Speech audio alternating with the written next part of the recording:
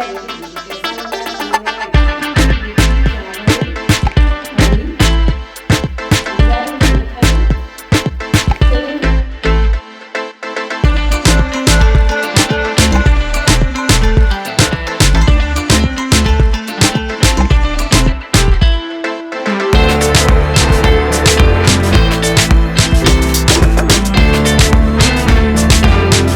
चलिए तो यहाँ पर तैयारी हो चुकी है मेरे खाने की और मैं बना रही हूँ आज कढ़ी चावल और रोटी।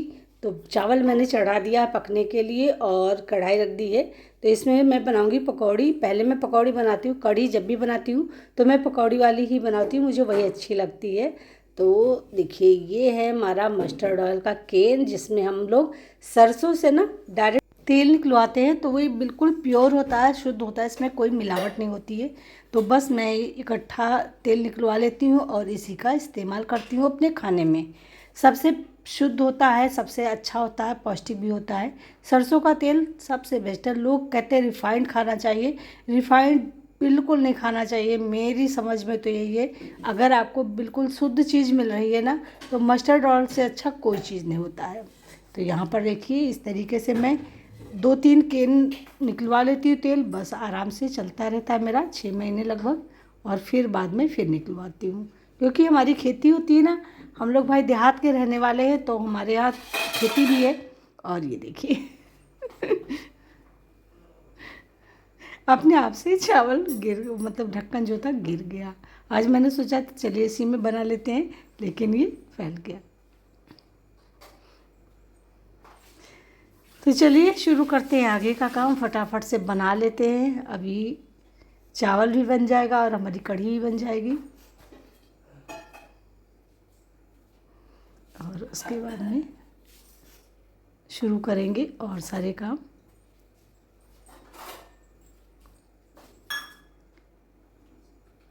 यहाँ पर मैं कढ़ी में मैं दही डालती हूँ, तो मैं दही को निकाल लूँगी और उसके बाद में मैं इसको फेंट दूँगी, जिससे बहुत अच्छा क्रीमी टेक्सचर आता है और टेस्टी भी काफ़ी हो जाता है। कभी आप इस तरीके से ट्राई करिएगा। अगर आप छाछ का इस्तेमाल करते हैं तो छाछ की जगह आप दही मंगाइएगा और दही में थोड़ा सा पानी डालिएगा, उसके बाद में उसको फेंट दीजिएगा। तो मैं यहाँ पर विस्कर ले रही हूँ, विस्कर से मैं इसको अच्छी तरीके से फेंट दूँगी। तो बिल्कुल ये गाढ़ा गाढ़ा सा फिर से उसी तरीके से हो जाएगा दही जैसा, और फिर मैं इसका इस्तेमाल करूँगी। तो चावल हमारा पक गया है और ये इसको थोड़ा सा खोल देते जिसके पानी जो गिर रहा ना गिरे, और इस तरीके से ये हमारा कढ़ी के लिए रेडी हो गया है। जब तक हमारा प्याज लहसुन, मैं प्याज डालती हूँ, मेथी डालती हूँ, और अगर जो लाल मिर्च खाते हैं वो लाल मिर्च डालते हैं, जो हरी मिर्च मैं खाती हूँ तो मैं हरी मिर्च का इस्तेमाल करती हूँ। तो अभी हमारा फटाफट से बन करके रेडी हो जाएगा। ये देखिए फिर से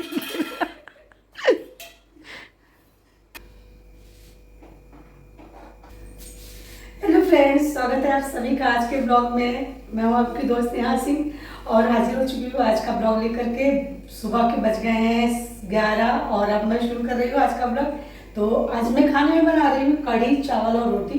तो सिंपल सा खाना है, लेकिन कढ़ी बहुत टेस्टी मैं बनाती हूँ। तो आप लोग भी आ जाइएगा, जब मैं बना लूँगी तो आप लोग साथ में दिखाऊंगी कि कैसे मैंने बनाई है।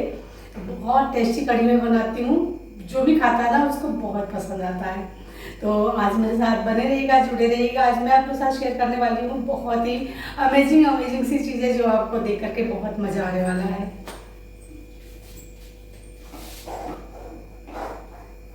तो यहाँ पर अभी मैंने ग्रेवी के लिए चढ़ा दिए, चलिए आपको दिखाते हैं। तो देख सकते हैं ये है ग्रेवी के लिए, और ये बना लिए मैंने पकौड़ियाँ। तुम्हारा खाना बन करके हो गया रेडी। देखिए कैसा लग रहा है खाना मेरा। ये देखिए रोटी चावल कढ़ी। अब हम जा रहे खाना खाने। चलिए फिर मिलते हैं आप लोगों से थोड़ी देर में।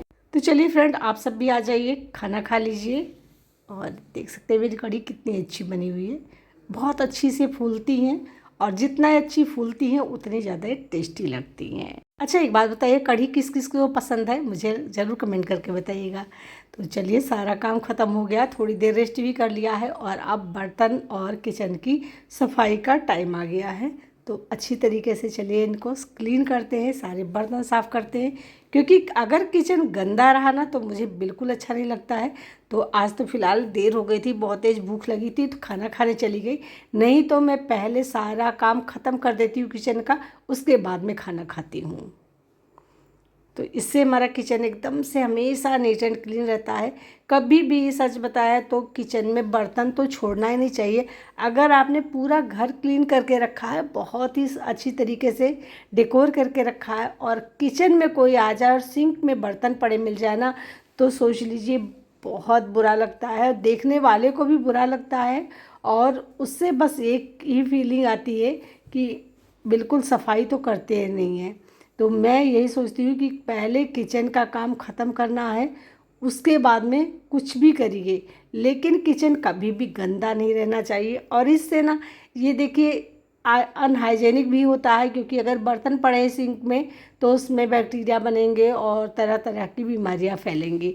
तो यहाँ पर सारे बर्तन में इस तरीके से, अगर थोड़े बर्तन होते हैं ना तो मैं फिर बास्केट को नहीं रखती, इसको रख देती, जिससे इसमें पानी जो होता है सारा ड्रेन हो जाता है और हमें बहुत ज़्यादा मेहनत भी करने की ज़रूरत नहीं पड़ती बार बार निकालने की।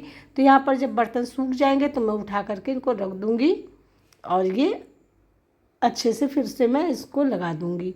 तो यहाँ पर देखिए मैंने सारे बर्तन अपने धुल लिए और हमारा एक काम ये हो गया ख़त्म। अब इसको रख देते हैं सूखने के लिए। अब ये देखिए हमारे पास में जैसे बहुत सारे लोग होते हैं ना, इकट्ठा करते रहते, कंटेनर खाली होते रहते और फिर उनको इकट्ठा करके धुलते हैं, लेकिन मैं ऐसा नहीं करती। मैं क्या करती हूँ, मैं पहले कंटेनर को साफ़ कर लेती हूँ। देखिए पानी है ना, अब सारा पानी इससे निकल जाएगा, तो हमें यहाँ पे बास्केट लगाने की ज़रूरत भी नहीं पड़ती है। बस इस ट्रे को ही मैं रख देती हूँ, थोड़े बर्तन में अच्छी तरीके से काम मेरा हो जाता है।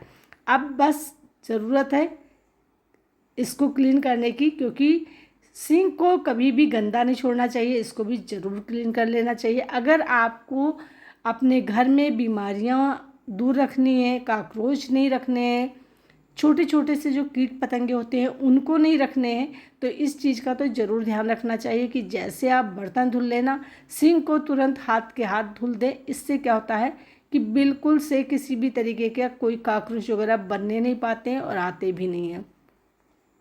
तो मैं छोटी छोटी चीज़ों का ज़रूर ध्यान रखती हूँ। और ये अब लास्ट में मैं धुलूँगी पूजा के बर्तन, तो ये मैंने धुल दिए, देखिए इनको भी एक किनारे ही लगा दूँगी।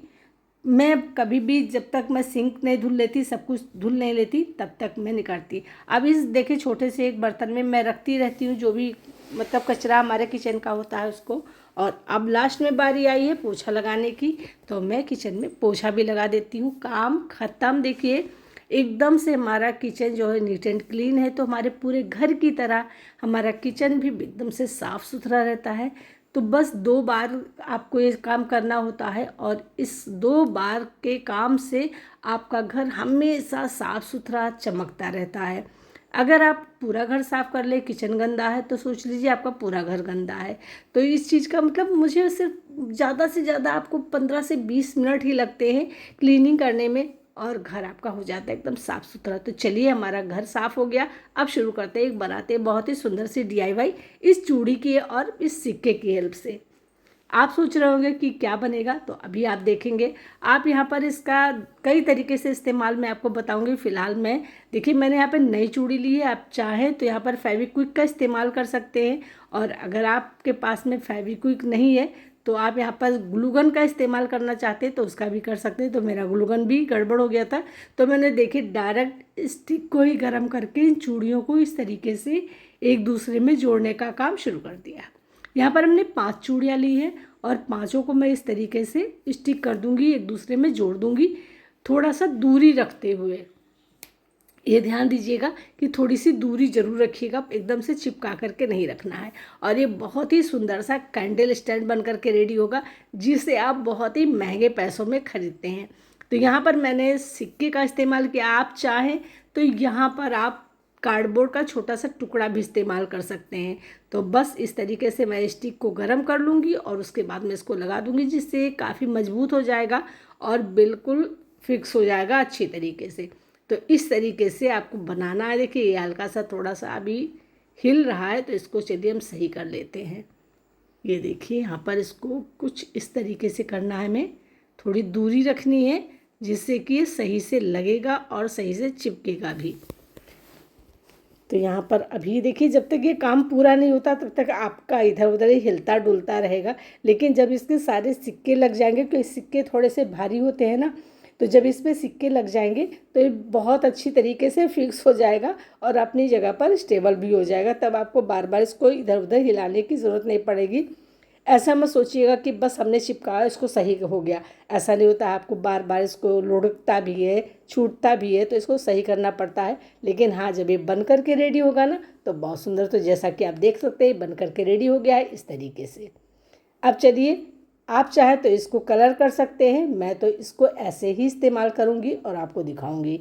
तो देखिए यहाँ पर मैं यहाँ पर इस तरीके से कैंडल रख रही हूँ। आप चाहे तो यहाँ पर ओरिजिनल कैंडल भी रख सकते हैं, मतलब दिया भी रख सकते हैं, कुछ भी यहाँ पर रख सकते हैं इस पर, और बहुत सुंदर लगेगा ये। तो इस पर 5 हम जला करके रख देंगे। देखिए इस तरीके से जो सही जलेगा। ये थोड़ा जल नहीं रहा है तो इसको चलिए देखते हैं रख करके। इस तरीके से हमें इसको रखना है और आप देख सकते हैं कितना सुंदर लग रहा है। तो देखिए मैं आपको रोज़ एक DIY शेयर करती हूँ, जिससे कि आप भी अपने घर को बिना एक पैसा खर्च के डेकोर कर पाएँ, खूबसूरत बना पाएँ। इस दिवाली आप कोशिश करिए कि मेरी तरह बिना एक पैसा खर्च किए आप भी अपने घर को डेकोर कर पाएंगी, बहुत ही खूबसूरत तरीके से सजा पाएंगी और आपको खुशी भी बहुत होगी। तो चलिए आज की वीडियो का हम यहीं पेंट करते हैं। मिलेंगे आपसे कल नेक्स्ट ब्लॉग में नेक्स्ट टॉपिक के साथ में। आज का ब्लॉग आपको कैसा लगा मुझे कमेंट करके ज़रूर बताइएगा। अगर आपको पसंद आया हो तो लाइक शेयर करिएगा, चैनल पे नए आए तो सब्सक्राइब जरूर कर लीजिएगा।